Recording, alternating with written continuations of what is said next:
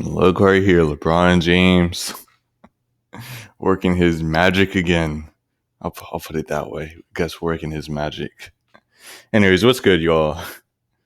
Look at this right here. Carmelo Anthony signs to a 1-year deal with the Lakers. LeBron hooked him up with a deal.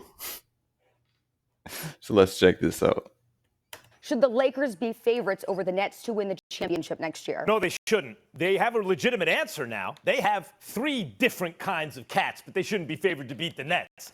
Let's not forget. If someone puts the Lakers over the Nets now, I'm not going to mind it. I wouldn't mind it. But this deal is essentially the same as the Nets acquiring Blake Griffin.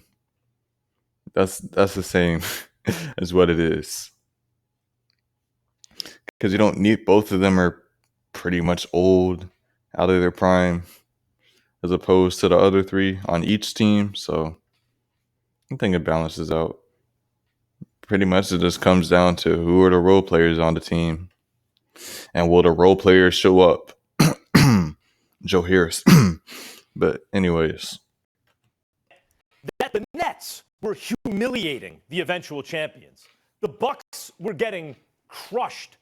Harden wasn't playing. James Harden, game for game, was the best player in the NBA in the regular season this year, playing the best basketball of a career that's included MVPs, right? And I'm not. I'm not going to say nothing. Max Kellerman, you can have this one. You can have it. Do I think he was the best player in the NBA during? No, I don't. But he was playing good. Or great, rather. He was a great player during the regular season. And he was better than ever. Didn't play, and the Lakers were white. Oh, and the reason why I'm not going to say anything about this, Max Kellerman does this every year with James Harden. So I'm not even surprised. The Nets were wiping the floor with the Bucks. What if they had all 3 guys? See, the thing about the Lakers' big 3 that they just put together the surrounding cast, right? The thing about the Lakers' big 3 is, at best, they're average shooters for their position. LeBron's about an average shooter for his position. Maybe AD is also. Westbrook is not, right? The Nets, big 3. I want you to listen to this closely, Sam. See if you can contradict what I'm saying here. See if you detect any lies, okay? I'm already detecting lies, Mac. Well, Go ahead. you'll have a chance to tell me all about it. The Nets' big 3, each guy at his position, is the best overall scorer at his size in NBA history.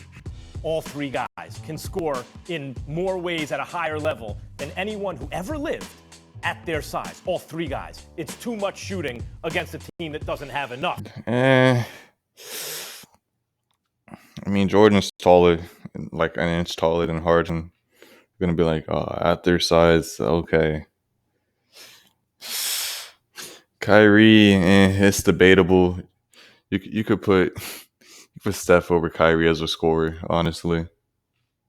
They're both around the same size. Again, back to Jordan. Jordan's an inch taller than Harden, but they both play the same position. So that's an obvious one. Shoot, even Kobe and Harden are the same size, but Kobe's a better scorer. Then KD might be one of the best scorers of all time, if not the best. Honestly, I think you can make an argument. Now, do I think he's the best scorer of all time? No. But I think the argument's there. Enough.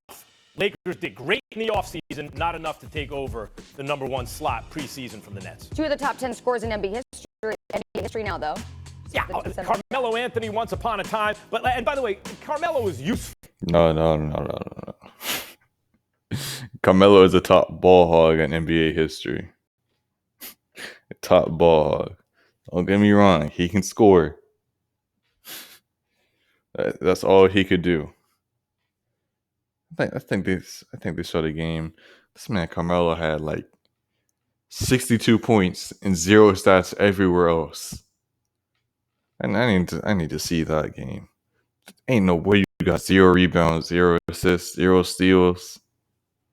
That is a pure ball hog. But Sam, you know what I'm talking about. I'm talking about the 3 best scorers at their size who ever lived, and they all still got it. Lakers need a little more. Yeah, Max, I hear what you're saying, but I'm detecting lies because, yes, they may have the 3 best scorers at their size. And, yes, Harden, as you mentioned, game for game, may have had the best season of his career. But remember, James Harden wasn't healthy the whole season. Remember, James Harden in the playoffs, oftentimes his production decreases. Let's not forget that when you bring superstars together, it doesn't always work. I'm reminded of my chemistry class, right? In chemistry, we all took chemistry. You put a bunch of elements together and they make something new. And sometimes these elements will make an amazing new kind of creation. And other times it'll blow up in your face. And I think what we're seeing. You seem like the dude that has to have something to do. You seem like the dude that have a chemistry something. I don't even know what it is. Whatever substances they may be, put them together and have it blow up in your face. You seem like that type of dude, bro. Like, honestly, do people really have a chemistry class? How did they allow this in school? How was this allowed? I get it's chemistry, but blowing up in your face? Man, parents got to sign something, man. So someone gonna get hurt. And definitely someone dumb. Someone dumb in that class is definitely gonna get hurt. For all we know, that dumb person might want to blow up something on purpose. We're seeing with Brooklyn is that we're not seeing all these pieces come together to make something greater. You see James Harden, who's super talented. You see KD, super talented. You see Kyrie, super talented. But when they play together, they don't always mesh. But when I go to the Lakers and I go to LeBron James, right? LeBron James in the last 11 years has been to every single final when he's been healthy. Obviously, 2019 wasn't healthy. They didn't go. Obviously, last year, LeBron wasn't healthy. They didn't go. So it's more than just about the talent you have when it comes to scoring. It's also about what kind of leader are you. If I'm picking a team, Max, you can look at me as however you want to look at me. If I'm picking a team, I'm picking a LeBron James-led team every single day of the week. Get to the finals. Why? Sam, we're assuming they're both in the finals. He doesn't always win the finals, LeBron. He's not Michael Jordan. I'm believing that they're winning the finals. I'm picking LeBron and Russ. And we all said, okay, well, they got Russ. They need spacing. They need a shooter. All of a sudden, they get Carmelo. They get spacing. They get a shooter. I'm taking a LeBron James-led team to win the finals more than I am against KD or Kyrie or James Harden. Yes, James Harden has great stats during the regular season. We talk about that. But James Harden's stats always drop off during the postseason. I agree with that. Let that be known. Let that be known. And so let's not talk as if put these big 3 together and all of a sudden you're going to see greatness. We're not always going to see greatness. Look what Harden happened doesn't last year. need to score 50 points a game for them to win this team. We saw it in the regular season. He could score 23 points and have 15 assists and get everyone involved. Sam, what year are you making this argument in? You're talking about Carmelo Anthony and stuff from 10 years ago, but I'm not even talking about that. I'm talking. Thank you, sir. About you're a day late and a dollar short with this one. The time to make that argument about the Nets was last year before you saw them on the court together, albeit it was brief when they played together. But what they showed is any 2 of those guys is better than everybody else. Any 2 of those guys. Again, I want to just say this again. Kevin Durant and Kyrie Irving, neither one was as good as James Harden in the regular season. The 7-Eleven combo. The 7-Eleven combo. Think about that. Now, I agree that he falls off in the playoffs, but when you're falling off from the top of Mount Everest, you're still above most guys' heads, right? Now, without Harden, who was the glue, who was the facilitator, who's the guy who really made it work as a team, they wiped the floor with the eventual champion Milwaukee Bucks. It was embarrassing. And no one in the world believes the Bucks beat that team if they don't get hurt. Right? They almost beat him and they did get hurt. Just with KD. Just with KD, Sam. If this wasn't on the line, they would win. Max, check me out. You're talking about Brooklyn, and if Brooklyn stays healthy, they win. Everyone was talking about LeBron and the Lakers. If they stay healthy, they would have won. They would have been in the finals. We all know that. So a healthy LeBron, a healthy AD. Mind you, LeBron missed 26 games last year. LeBron was limping into the playoffs. AD got hurt. Remember, let's not forget the team that went to the. Nah, man, this the greatest player of all time. He can't play through that. He can't fight through that injury. Come on, man. Word on the street, he's better than Jordan. He should be fine. He should be able to carry his team against especially against the Suns.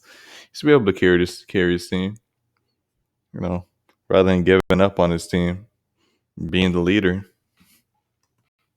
To the NBA Finals, the Phoenix Suns. LeBron and his Lakers, they were up 2-1 against the Suns. They were up 2-1. They were also up at halftime, and then AD gets hurt. And then all of a sudden, the series changes. And so, yes, a healthy Brooklyn team is talented, but a healthy Lakers team, let's not forget, you said $1 short and a day late. Last year, we were all talking about the Lakers going to and winning an NBA championship. No, not winning. Healthy. Stop right there. No. Not all. So for all we know, Clippers got to be the Lakers, man. I know people don't like that. They're like, why do you like the Clippers so much? Oh, I just it's levels to it, man.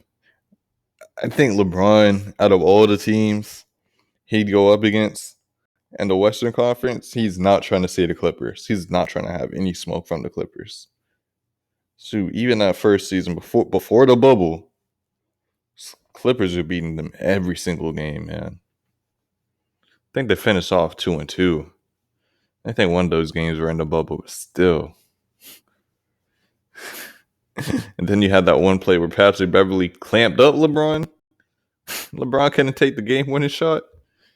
Or he got blocked or something. I can't remember if it was a steal or a block. But Patrick Beverly clamped up LeBron. Like, LeBron is not trying to see the Clippers, bro. No. Let me tell you something. I was with you with the Nets to begin with, Sam. I was like, hold up. Let's see if this works with Kyrie and Harden in the backcourt, right? This is not like Devin Booker and Chris Paul. You know, this is gonna look good. Let's see. I have to say, when AD was out, the two of them were the best team in the league by themselves. Now you're forgetting something else. Like, they already showed they could do it, and they were going to beat the Lakers. No one was going to take them, including the Lakers, 7 games if the Nets were healthy. You're forgetting something else. I can see it going 7 games. I can see it. Blake Griffin, who we all thought was done, he hadn't dunked in a year and a half. And then he posterized Giannis. Now, Sam, what does that mean that he posterized? Hey, there's this meme. If y'all are on Instagram, there's this meme. Y'all might know this. Where right before Blake Griffin dunks on Giannis turns his head and he remembers all the flashes of Blake Griffin in his prime dunking the ball. Bro, I gotta find that clip, man. That was funny.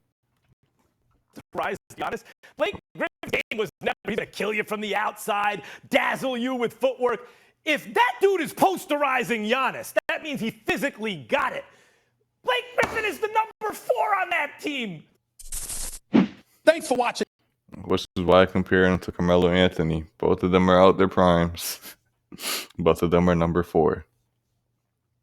So anyways, let's see how Carmelo Anthony does on the Lakers. This will be interesting. They'll give him some. I don't know if he's gonna start now. I don't know if he's gonna start, but as long as he shoots good enough from 3, they'll give them some spacing. Just a little bit, because they need space on the Lakers right now. That's why they got old man Trevor Ariza. I didn't even know he was still in the league. Anyways, that's some of this one. So peace.